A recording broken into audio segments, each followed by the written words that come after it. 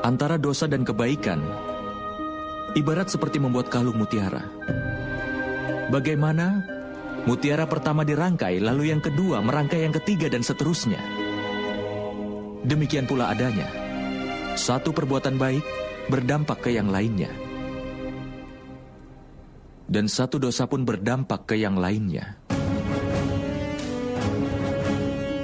Penyebab dari dosa adalah kesombongan seseorang. Seseorang dapat menghindari dirinya dari perbuatan dosa hanya saat dia melihat hukumannya. Tapi kadangkala dia dibutakan kesombongannya. Kebiasaan untuk berbuat zalim dan jahat akan membuatnya semakin sering melakukan itu.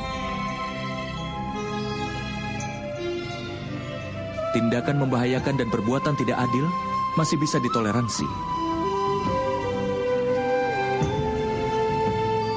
Itu juga termasuk kejahatan yang masih bisa diampuni dalam lingkungan masyarakat itu. Itu hukuman yang dapat langsung diputuskan oleh mereka. Masyarakat itu yang memutuskan hukumannya. Tetapi dalam tatanan masyarakat ini, hukuman atas sebuah kesalahan diputuskan oleh orang yang paling kuat.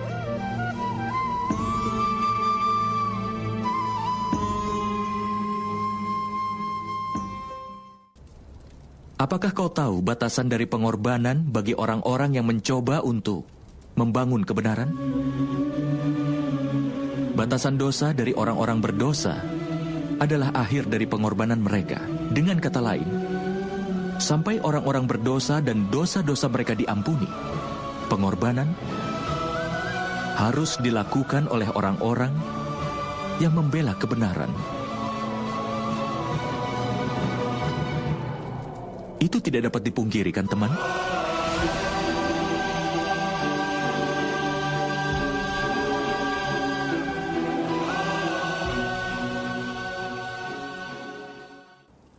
Makhluk yang lahir sebagai manusia biasa tidak akan bisa melakukan keajaiban. Orang yang lahir dari rahim seorang wanita, maka dia pasti terikat oleh aturan dari dunia fana. Kelahiran, usia, tua, penyakit, kematian tidak akan pernah bisa dia lepaskan. Tapi keajaiban memang terjadi, Paman. Itu memang benar, Satanika. Tapi keajaiban yang satu ini dilakukan oleh dewa.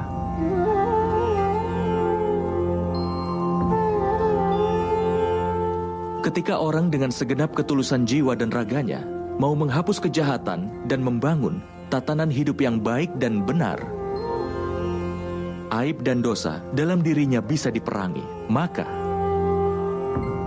dewa pun akan melakukan keajaiban untuk melindungi moral dan menetapkan kesejatiannya.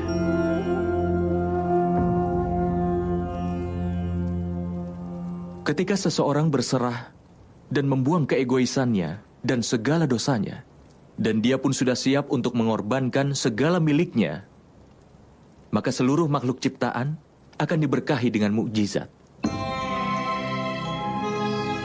Dan pengorbanan yang seperti itu telah dilakukan ibuku Dewaki. Dan keajaiban pun terjadi di penjara itu, nak. Ini adalah keseimbangan penciptaan. Tapi dewa hanya melakukan mukjizat ketika ada manusia yang melawan hukum alam, namun kesejatian yang sebenarnya ada di dalam hati.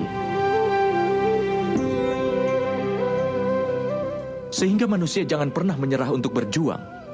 Setiap kali seseorang berjuang untuk menghindari dosa, bahkan dalam bentuk perjuangan yang sekecil apapun, maka dewa akan melakukan mukjizat untuk melindunginya. Artinya, kalau kalian ingin mencari bantuan dari alam semesta ini dan juga dari para dewa, maka pertama-tama berserahlah dan jauhilah keegoisan dari segala dosa.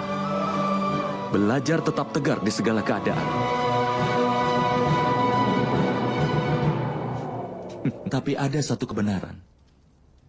Manusia seringkali lupa bahwa setiap partikel dari ciptaan merupakan bagian yang maha kuasa sendiri. Itulah sebabnya mereka selalu saja tetap terhubung. Seperti cara bunga menyebarkan aromanya di seluruh ruangan. Bau-bauan busuk pun menggunakan cara yang memang kurang lebih sama. Kebahagiaan dan kesedihan manusia bisa mempengaruhi dunia ini. Kebahagiaan seseorang juga bisa membuat bahagia orang lain di sekitarnya. Kesedihan seseorang pun bisa pula membuat sedih orang lain di sekitarnya.